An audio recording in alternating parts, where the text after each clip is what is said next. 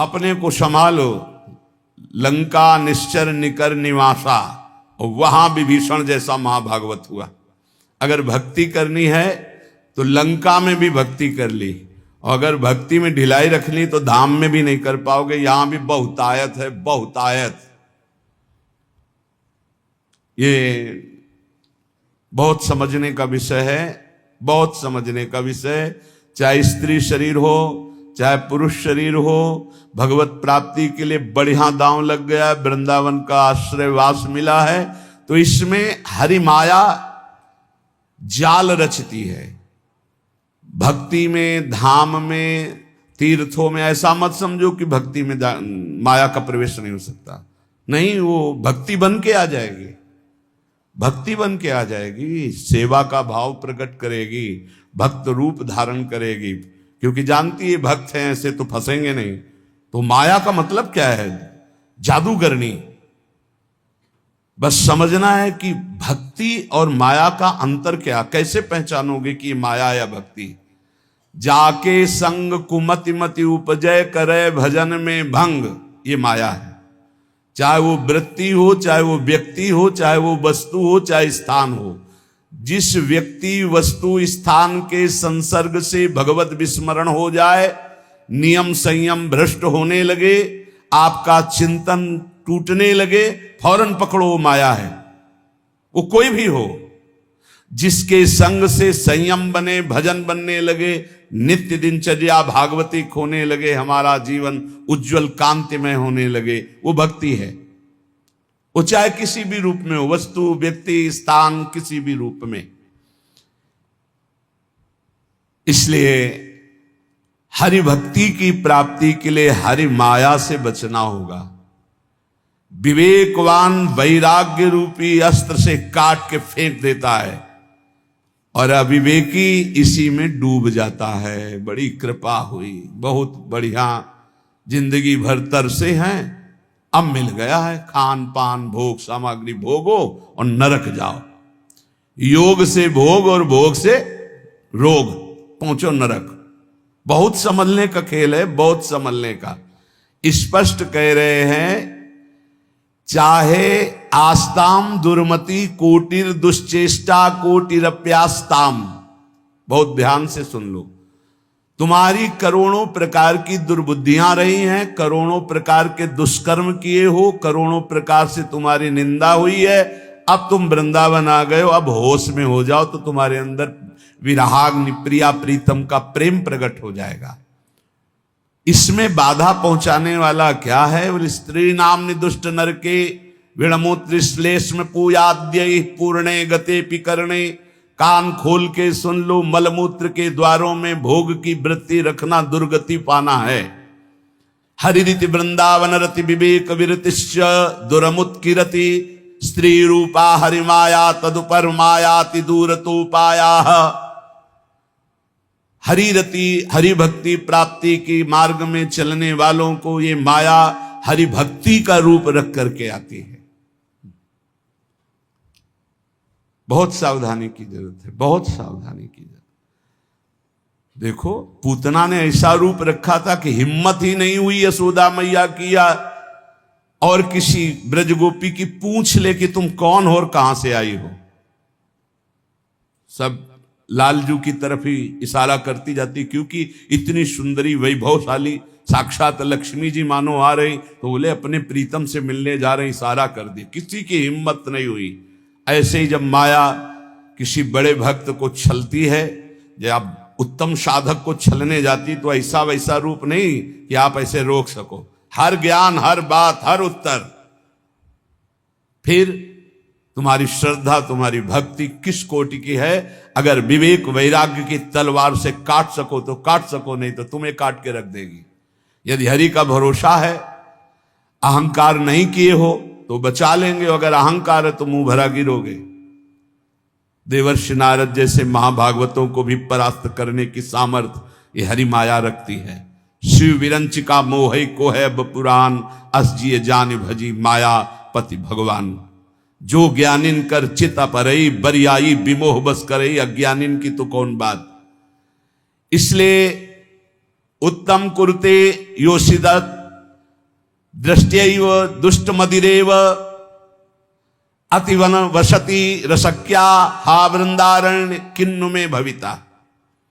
जब कोई भोग दृष्टि से किसी माता बहन को देखता है तो मदिरा में उतना नशा नहीं, इतना उसकी बुद्धि भ्रष्ट हो जाती इस दृष्टि मात्र से। इसलिए गोस्वामी तुलसीदास जी ने कहा है, जो चाहे आपन कल्याणा सुजस सुमत शुभ गति शुभ नाना सो परनार लीलार गोसाई तजौ चौथ के चंद्र की नाई। जैसे चौथ के चंद्रमा को देखने से कलंक लगता है, ऐसे ही किसी भी माता बहन की तरफ काम दृष्टि से देखोगे मरोगे। मरोगे मरना परमार्थ से भ्रष्ट हो जाओगे, होश में हो जाए। ये जब बहुत तिरछी चितवन से माताओं बहनों की तरफ जो देखते हैं तो लगता है तुम समझते हो हम बड़े वीर हैं, बड़ी चतुराई से देख रहे हैं। अरे अपने नाश का रास्ता पुष्ट कर रहे हो, उनका कुछ नहीं बिगाड़ पाओगे। वो हरि माया बलवंत भवानी, वो इतने बल से युक्त है। तुम्हारा ये चितवन मुस्कान सब तुम्हारे लिए ही नरक का द्वार बन जाएगी। इसलिए होश में। अरे आए हो अपना काम बनाने की, काम बिगाड़ने आए हो? जहां काम बन रहा है वहीं काम बिगाड़ने आए हो तो तुम्हें विश्व में कहां ठोर मिलेगी? धाम में सत्संग में तुम इधर उधर ताक झांक करोगे। अरे तुम्हें धिक्कार है, दुनिया में ताक झांक करते हो, यहां तो अपनी तरफ झांक लो, यहां तो अपने अंदर झांको कि तुम क्या हो। वही बहिर्मुख वृत्ति, वही अरे जिसको तुम भोगने की दृष्टि से देख रहे हो, जगत भोगता है उसके अंदर, वो देख रहा है तुम्हारा सर्वनाश कर देगा। ऐसी जगह गिराएगा जहां उठने के लायक नहीं रहोगे। हमारी बातें थोड़ी कड़वी लगेंगी, समझ लो। हमसे हजारों गलतियां हुई, हजारों गलतियां हो सकती, लेकिन कहां हुई ये तो ध्यान रखो। धाम में हो यहां तो थोड़ा दिमाग सही कर लो। कह रहे उन्मत्तमेव कुरुते योषि दृष्टैव। जब हरि माया से आंख मिलाओगे ना, इतने में तो तुम्हारा होश उड़ा देंगी। देख लो इनकी। कह रहे उन्मत्तमेव कुरुते योषि दृष्टैव। भगवान कह रहे मत देखो उधर। नहीं कहते हम बड़े सूरवीर हम देख रहे हैं, तो उनके पास बाण क्या है? जा देखो, अब जाओ बैठोगे ध्यान में, वही मुस्कुराहट आएगी। बहुत सावधान। शास्त्रवेत्ता जो महापुरुष कहते हैं, तो क्या श्रीपाद ने देखा है क्या? संत जन जो कहते हैं, अभी अब वो प्रक्रिया नहीं पता है, मन को जोड़ दिया तो जैसा तुम्हारे मन में चल रहा है वैसे ही पूरी अपने मन की बात कहते हुए वैसे ही बता देंगे। उन्मत्त में वो कुरते योषित दृष्टियैव दुष्ट मदिरेव। ये और कोई नहीं है, वही मोहिनी ठाकुर है जिसके तुम दास बनने निकले हो। बड़े प्रवीण बनते हो, वो कहते हैं संभाल के रखो दृष्टि। कैसे संभालो? बोले यो माम पश्यति सर्वत्र सर्वम च मयि पश्यति तस्याहम न प्रणश्यामि सच में न प्रणश्यति। ऐ मेरे साधक, ऐ मेरे दास, मेरे स्वरूप को देखो। एक भी देवता मोहिनी ठाकुर से मोहित नहीं हुआ था, क्योंकि पता था मेरा ठाकुर है। जब किसी माई दाई बहन को देखो तो उसके चरणों की तरफ देखो। गोरे गोरे चरणारविंद मेरी प्रियाजू के, मेरी प्रियाजू की सखियों के बलिहारी है प्रभु। और अगर तुम सूरवीर बन के आंख में आंख मिलाए तो कह रहे उन्मत्त में वो कुरते योषि दृष्टैव दुष्ट मदिरेव। आपकी बात क्या है? हम एक महात्मा की बात बता रहे हैं। इतना भजन कर रहे थे कि शरीर की सुधि नहीं थी, पूरे शरीर में दीमक लग गई थी। शरीर है ये दिखाई नहीं दे रहा था, केवल आंखें बीच बीच में खोल लेते थे तो दीमक झड़ जाती थी। च्यवन ऋषि, उनका नाम च्यवन ऋषि था। बहुत समय हो गया, प्रसंग नहीं पड़े। तो एक राजा की राजकुमारी अपनी सखियों के साथ उधर से निकली। तेजोमयी आंखें ऐसे ज्योतिर्मयी चमक रही थी। उनका ये बहुत चमकती हुई क्या है ये? और ऊपर से सब दीमक लगी हुई थी। तो ऐसे कांटा टाइप लिया ऐसे तिनका, और ऐसे ऐसे मारा तो उनसे रक्त निकलने लगा। अब वो तो कांप गई कि रक्त कैसे निकला। अब सबके मलमूत्र बंद कर दिए, पूरे राजा से लेकर जितना परिकर, जितनी सेना, सबके च्यवन ऋषि ने। हाहाकार मच गया। तो उनमें कुछ विद्वान लोग भी साथ थे। उन्होंने कहा किसी ब्रह्म ऋषि का अपराध है। ढूंढा गया अपराधी कौन है, यहां वन में किसी ऋषि का अपराध।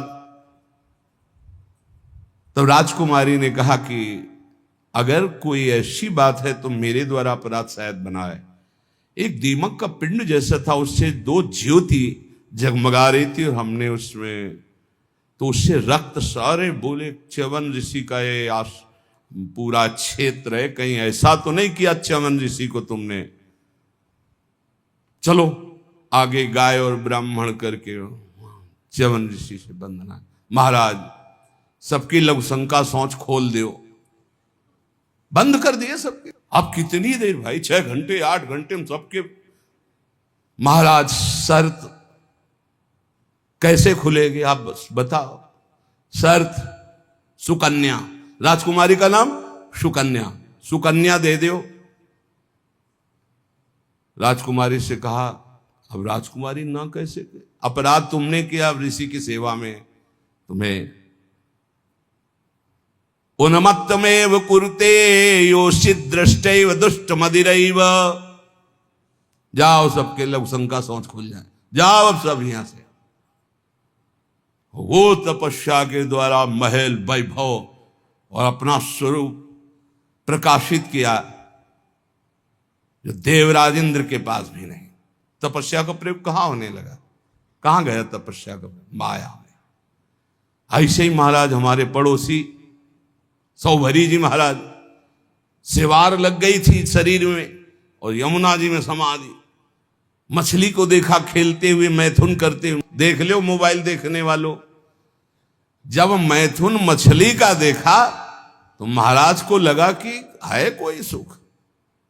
बताओ, अभी तक जल में हजारों वर्ष समाधि लगाने वाले महात्मा ब्रह्म सुख का वो अनुभव और मछली के मैथुन सुख को देखकर सोचा अब तो इस सुख का अनुभव करेंगे। तो अब सामर्थ्यशाली महात्मा कहां जाए, तो छोटे मोटे घर गृहस्थी के पास थोड़ी गए, चक्रवर्ती सम्राट राजाधिराज मानधाता के पास। दुर्गंध आ रही थी मछली किसी शरीर से, सिवार पानी के अंदर की, हड्डी हड्डी थी, गाल चपके हुए, आंखें तेजोमयी, देख के डर जाए आदमी। महाराज तो मानधाता बहुत बड़े प्रतापी राजा हुए हैं।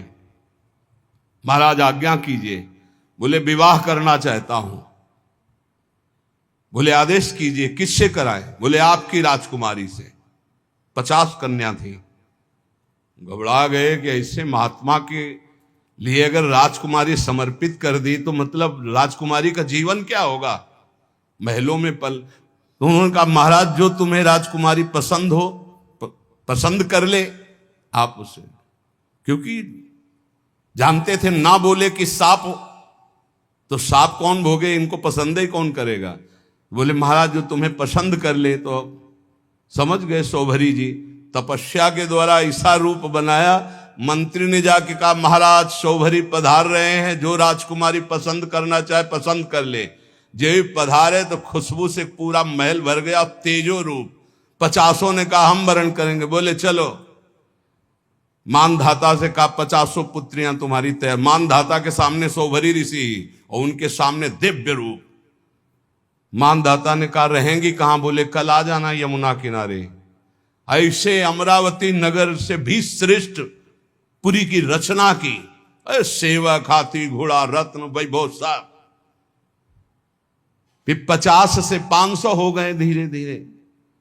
तो जब बैठे थे वो अगल बगल छोरी छोरा खेल रहे थे, तब उनको ध्यान आया इन्हीं से बचने के लिए तो यमुना में समाधि लेते थे। तब उन्होंने एक श्लोक गायन किया, संगम त्यजेत मिथुन व्रतिनाम मुमुक्षु सर्वात्मना न विसजेत बहिरेन्द्रियाणि एकश्चरण रहश्चित्त मनंत से युंजीत तद व्रतिषु साधिषु चेत प्रसंग। ऐ मोक्ष धर्मावलंबी साधु, कभी किसी जीव को मैथुन करते हुए मत देख लेना, न जिसे हमारी दुर्गति हुई तुम्हारी पक्की हो जाएगी। मोबाइल वाले, क्योंकि ऐसे थोड़े जल्दी सहसा दृष्टि नहीं जाएगी, पर मोबाइल में एकांत में चली जाएगी, चिटकिनी बंद। बोले क्या? बोले हमारा एकांत भजन का समय है। अब सर्च करके जो देख रहे हैं तो वो तुम्हारा सर्वनाश कर देगा। मछली की क्रीड़ा से मेरी ये दुर्गति हो गई, बोले तुम्हारी क्या होगी? इसलिए संगम त्यजेत मिथुनम व्रतिनाम मुमुक्षु। जो मैथुन धर्म से युक्त प्राणी, इनका संग त्याग दो, इनका दृश्य मत देखो, इनका संभाषण मत सुनो। सर्वात्मना न विसजेत बहिरेंद्रियाणी, इंद्रियों को खुला छूट मत दे दो, अंतर्मुख रखो, एकस अकेले रहो। चित्त मनंत से, चित्त को ईश्वर में सदैव लगाओ। अकेले का मतलब आंतरिक वृत्ति से। गुफा में भी प्रपंची बहुत समाज में ही रहता है, और प्रपंच में रहता हुआ साधक भी अकेला रहता है। सदैव चित्त को अपने इष्ट में लगाते रहो, किसी का संग न करो, और संग करो तो किनका? तद व्रतेषु, जो भगवत व्रत धारण करने वाले साधु जन हैं, भक्त जन हैं, उनके बीच में रहो। ये बाढ़ है, इस बाढ़ के अंदर बच जाओगे। साधु समाज की बाढ़ में बहुत बचत होती है। अगर हम गिरने जा रहे हैं तो दूसरा हमें थाम लेगा। इसलिए कह रहे हैं उन्मत्तमेव कुरुते योषि दृष्ट्वैव दुष्ट मदिरेव। दृष्टि मिलाना बंद कर दो, दृष्टैव दुष्ट मदिरेव। बस गए, पाताल का रास्ता पक्का। 5 बाण है उसके, पांचों संधान कर दे तो शंकर की समाधि भंग कर दी। तुम तो जीव हो, शिव की समाधि भंग कर दी। औरों की तो बात जाने दो, अपने स्वरूप में आ जाए काम ना। हाँ, तो जो ब्रह्म में देखत रहे, देखे चराचर नारीमय, जे ब्रह्म में देखत रहे। अबला बिलो कई पुरुषमय, पुरुष सब अबलामयम। दुई दंड भरी ब्रह्मांड भीतर, काम कौतुकयम। कोई साधारण वीर है? देवाधिदेव महादेव की समाधि भंग कर दी। तब उन्होंने कहा कि त्रिभुवन में ऐसा कौन?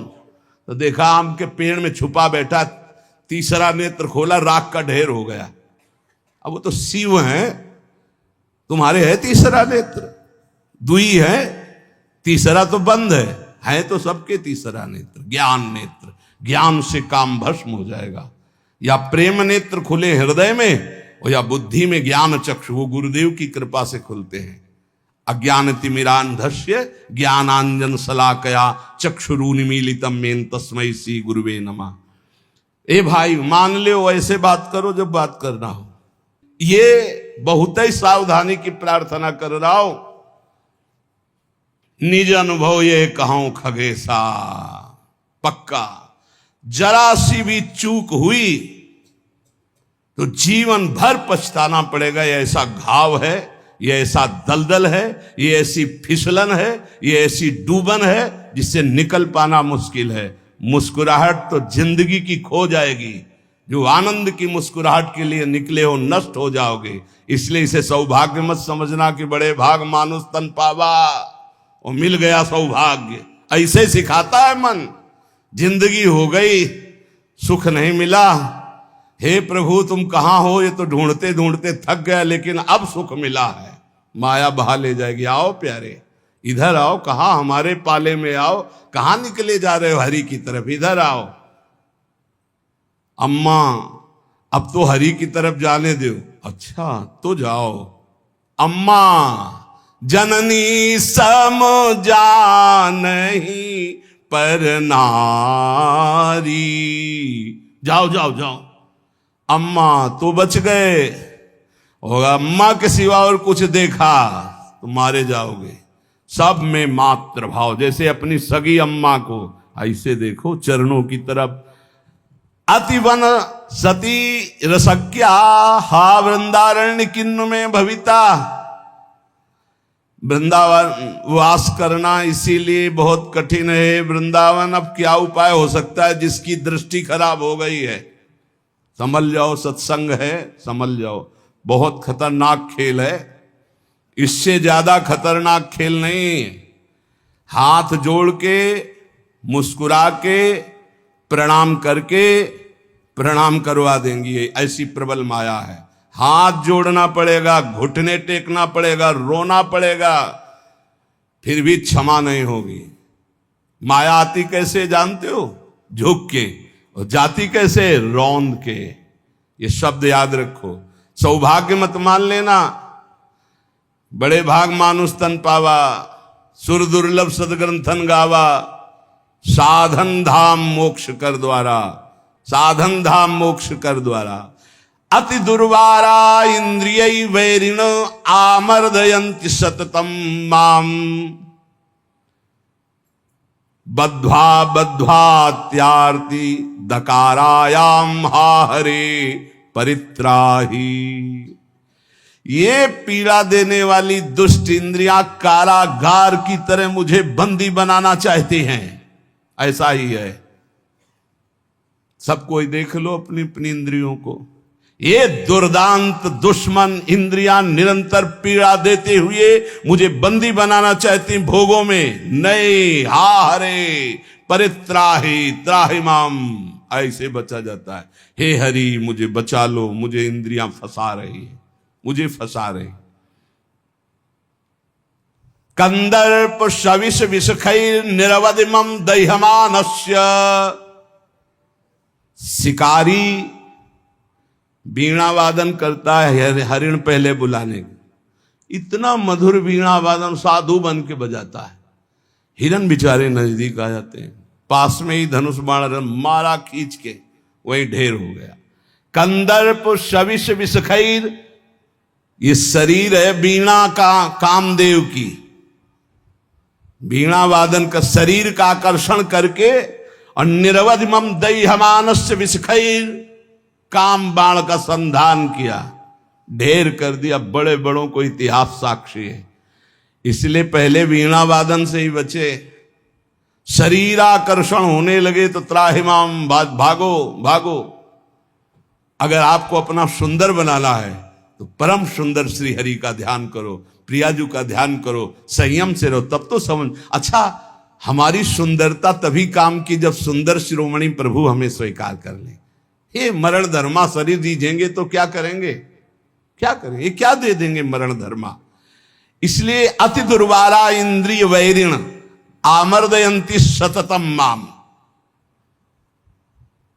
गौर से देखो तो प्रभु दिखाई देने चाहिए, अन्यथा कुछ नहीं है इनमें। कौन सा सुंदर रूप है, कहां सुंदरता है, कहां सुंदरता रह गई है। बहुत विचित्र स्वभाव। आज जो हमारे समाज का स्वरूप बिगड़ता चला जा रहा है, बुरा जरूर लगेगा, लेकिन बाबा जी हैं, अगर हमारी बात नहीं तुम्हें समझ में आएगी तो तुम्हारी हिम्मत नहीं कि कोई कहे, इसीलिए हिम्मत से कह रहे हैं। ए भाई, ये अंग प्रत्यंग ढकने के लिए है, अंग प्रत्यंग ढकने के लिए। इनकी पवित्रता, इनकी उज्जवलता, इसको आप बिखेरो मत।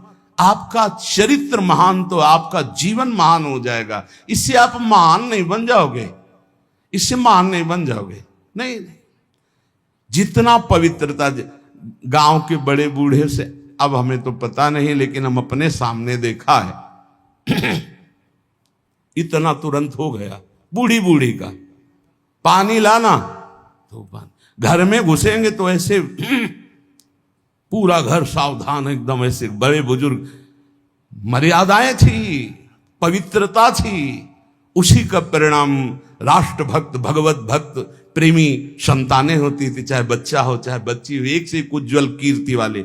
आज बच्चा बच्ची ऐसे हो रहे हैं, अपने माता पिता को पीट रहे हैं, अपमानित कर रहे हैं, मनमानी आचरण कर रहे हैं, और कह दो तो ऊपर से अंकुश आ जाए। तुम होते कौन हो कहने वाले, कौन होते हो कहने वाले? कोई किसी को कह नहीं सकता। नहीं, हम इसलिए कह सकते हैं कि हम शास्त्र, संत, गुरुजन, इनका अधिकार है समाज पर, और समाज का इनके ऊपर अधिकार है।